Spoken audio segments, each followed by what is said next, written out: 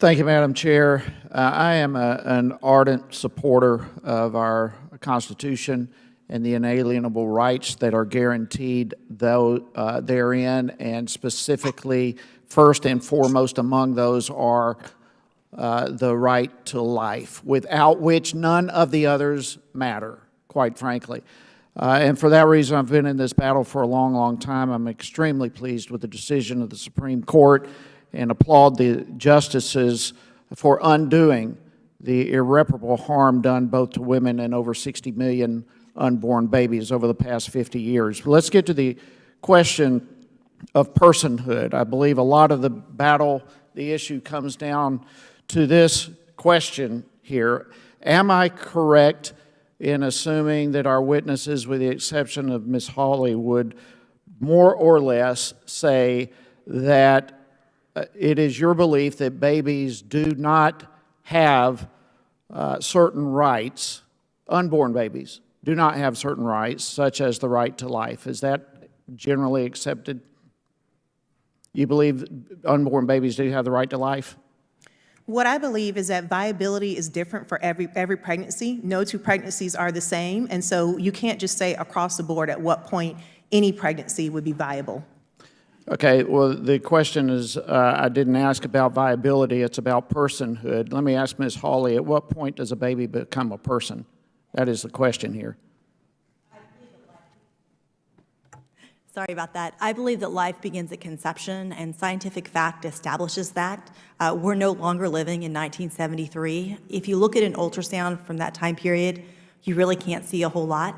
If you look at an ultrasound today, take 15 weeks, which is well before viability, the point in time when the Mississippi's Gestational Age Act applied, you can clearly see your baby move and stretch.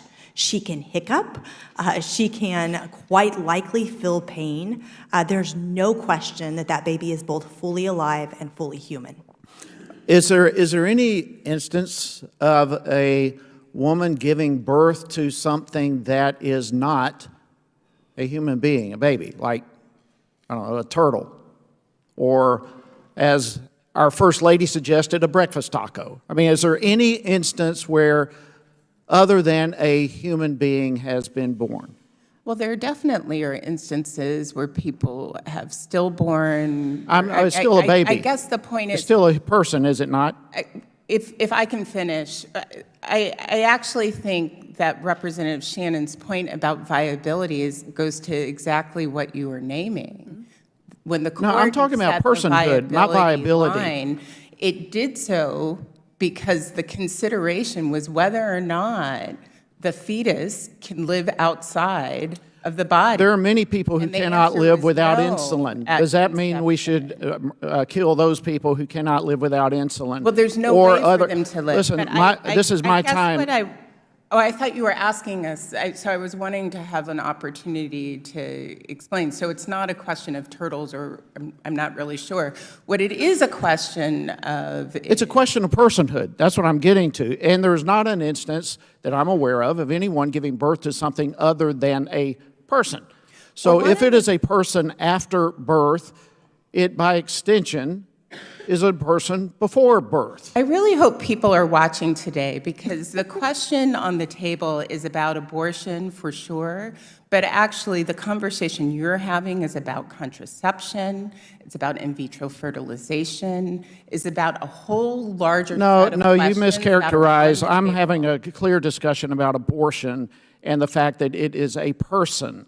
It is a person that we're dealing with, and that person after birth clearly is a person, and therefore by extension before birth is also a person. And the question comes down to, when does a person have the right to life? And when does a person have the right to health care? And we can argue all day that abortion is health care. It certainly is not health care to the baby. Health care protects life. And abortion, by definition, destroys life. It is not health care. But if we're talking about a person, which we are, we're not talking a taco, we're talking a person in the womb. We're talking a fetus, which is let me the medical ask you, term. let me go back, Ms. Hawley. You brought up this issue of health care.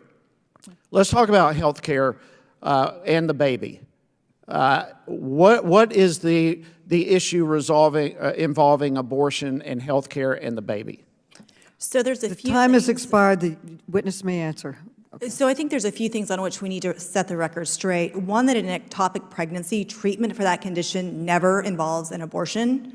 If you go to Planned Parenthood's website, they make clear that treatment for an ectopic pregnancy is not an abortion, or at least they used to. I know there's been some scaremongering going on. The same is true of a miscarriage. An abortion is a situation in which a child, as the Supreme Court explained in Dobbs, is purposefully put to death. It is the intentional destruction of a human being. Neither miscarriages, nor medical emergencies, nor ectopic pregnancies involve that situation.